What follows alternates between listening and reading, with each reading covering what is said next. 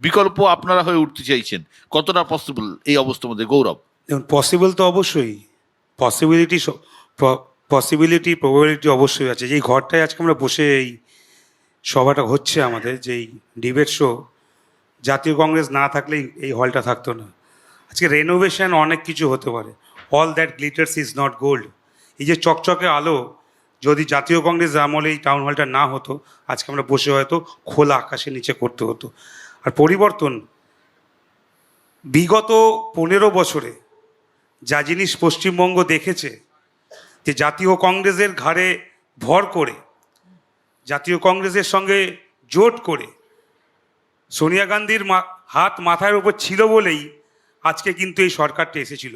কিন্তু তার পরবর্তীকালে কি দেখলাম? প্রথম লাথি কিন্তু ওই মমতা বন্দ্যোপাধ্যায় জাতীয় কংগ্রেসকেই মেরেছিলেন। তার মানে তোমার কাছ থেকে, তোমার সঙ্গে আমি ততক্ষণ আছি যতক্ষণ তোমার কাছ থেকে আমি ক্রিমটা পাবো। যেদিন তোমার কাছ থেকে ক্রিমটা শেষ হয়ে যাবে, তোমাকে আমি প্রত্যাখ্যান করব। কিন্তু এর পরিণতি খুব খারাপ হচ্ছে এবার 2026-এ। অনেকে ভেবেছিলেন, আপনারা বরিষ্ঠ সাংবাদিক, সিনিয়র সাংবাদিক, আপনারাও 6 মাস আগে ভাবতে পারেননি যে জাতীয় কংগ্রেস আজকে 2026-এ দাঁড়িয়ে 294টায় সিট দিতে পারবে এবং লড়াই করতে পারবে। এবং এই নির্বাচনে জাতীয় কংগ্রেস ফ্যাক্টর, এবং 260 বর্ধমান দক্ষিণে জাতীয় কংগ্রেস কোন লেভেলে ফ্যাক্টর, আগামী 4 মে অবশ্যই তা প্রমাণ পাবেন। জাতীয় কংগ্রেস ফ্যাক্টর, দেবুদা, জাতীয় কংগ্রেস ফ্যাক্টর, সিপিআইএম বলছে তারা ফ্যাক্টর, এবং বিকল্প ব্যবস্থার কথা বলছেন। আপনাদের ঘরোয়া কোন্দল এবার কি বিজেপিকে অনেকটাই সাহায্য করবে না? এই যে নির্বাচন হচ্ছে, নির্বাচন করতে গেলে প্রত্যেক রাজনৈতিক দলের তার পরিকাঠামো প্রয়োজন।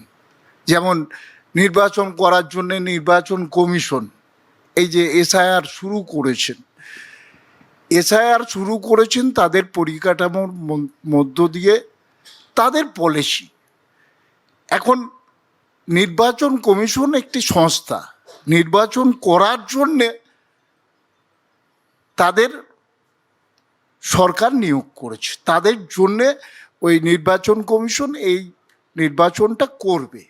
তো নির্বাচন করতে গিয়ে যে স্পেশাল রিভিশনের নামে গোটা বাংলায় যেভাবে অত্যাচার চালালো, বুলডোজার চালালো নির্বাচন কমিশন, ভাবা যায় না।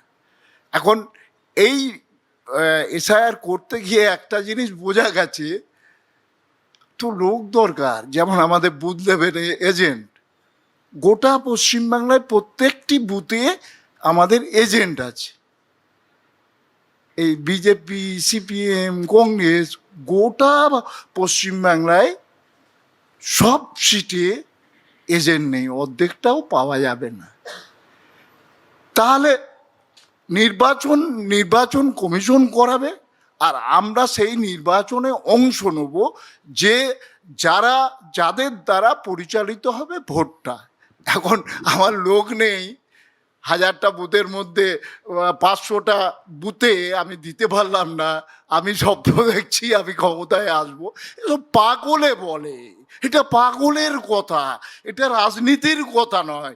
যারা বলছে যে আমি ভোট পাবো, এই যেমন নির্বাচন কমিশন ভাবছে এই কাজ এসআইআর করতে গিয়ে বলছে ভোটে নাম বাদ দিলি, একদম নেতারা সংখ্যায় বলে দিল 1 কোটি নাম বাদ যাবে, 1.5 কোটি নাম বাদ যাবে, তারপর ক্ষমতায় আসবো।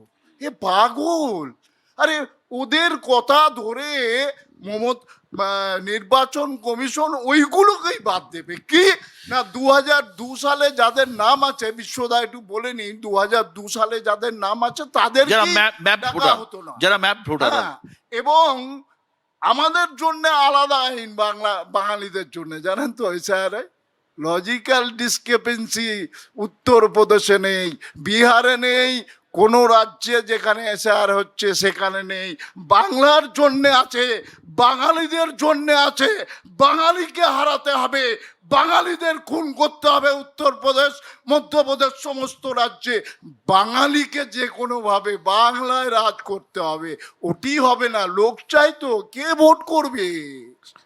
শান্তরূপ দে বাঙালি অস্মিতাকে বারবার টেনে আনছেন তৃণমূল। এবং ঘটনা এটাও তো ঘটনা যে আপনাদের দলীয় কোন্দলে দিলীপ ঘোষকে হারতে হলো। দিলীপ ঘোষ তো মানে বর্ধমানের মতো সিটে, মানে দুর্গাপুরের সিটে হেরে চলে গেলেন। সাধারণ মানুষ, আপামর সাধারণ জনতা জনার্দনের রায়, যেটা আমরা ব্যালট বক্সে বা ইভিএম এ রিফ্লেক্ট হয়ে গেছে, সেটা নিয়ে তর্ক বিতর্ক করে তো এখন লাভ নেই। কিন্তু গোষ্ঠী কোন্দল ভারতীয় জনতা পার্টিতে মূলত বর্ধমান জেলায় কোনো জায়গাতেই নেই, প্রথম কথা। দ্বিতীয় কথা হচ্ছে এসআইআর নিয়ে এত কথা হচ্ছে। আপনার পার্টি অফিসে আগুন লাগেনি?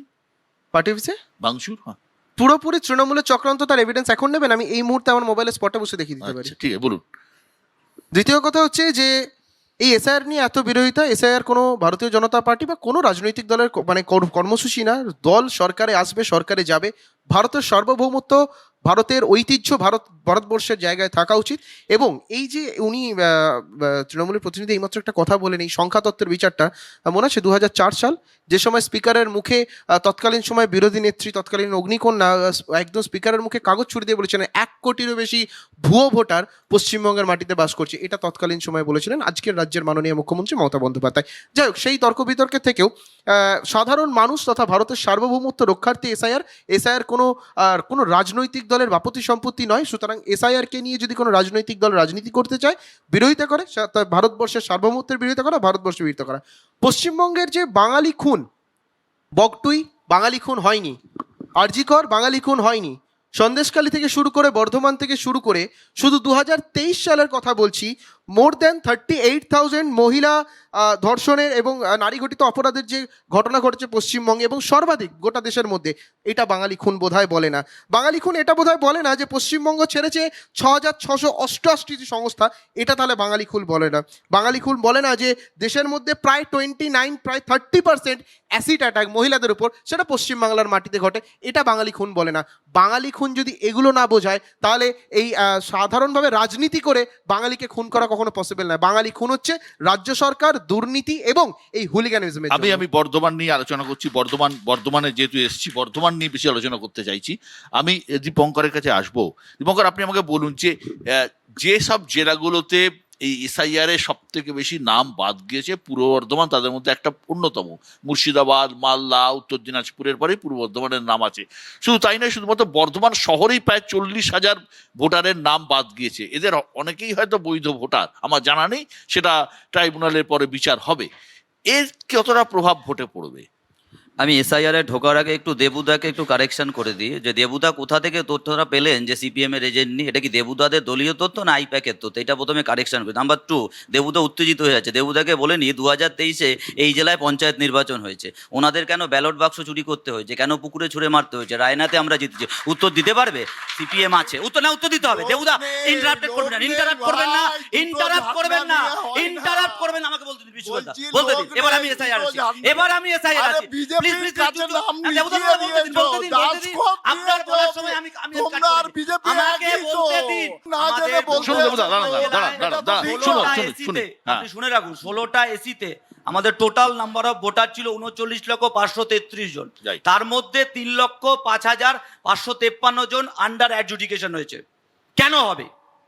আজকে শুধুমাত্র বিজেপিকে টার্গেট করছে। হ্যাঁ, বিজেপি দায়ী, বিজেপি ইলেকশন কমিশনকে কাজে লাগাচ্ছে।